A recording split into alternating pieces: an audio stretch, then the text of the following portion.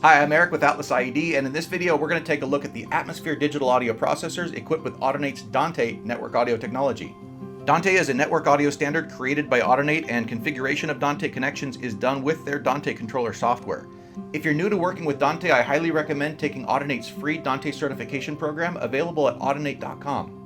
Keep in mind that when you're using Dante with Atmosphere, it's necessary to connect the Dante Ethernet port to an appropriate network, even if you're also using the Control Ethernet port for configuration or network control. Dante doesn't work over Wi-Fi.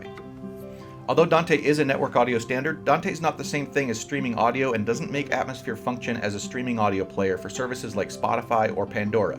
That still requires an external streaming player provided by that service. All current Atmosphere processors with Dante use a 16x16 channel implementation and are AES67 compatible. This channel count does give us some flexibility in how audio gets in and out of the DSP, but it doesn't change the total number of DSP channels available within the controller. A 4-zone Atmosphere still has 8 possible audio input channels and 4 possible output zones, and an 8-zone Atmosphere is still limited to up to 14 possible audio input channels and 8 possible zones.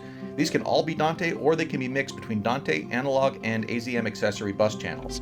Here's an example of how Dante inputs appear when creating a source. And here's how Dante outputs can be selected when creating a zone that has a Dante-enabled amplifier or speaker.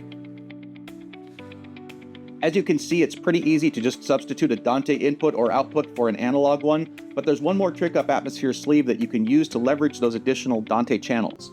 From the Zones tab of the Atmosphere user interface, you'll find a section labeled Audio Routes. This can show you which signals are already routed by your zone configuration, and it also allows you to route audio from a few different places directly to output channels without further processing.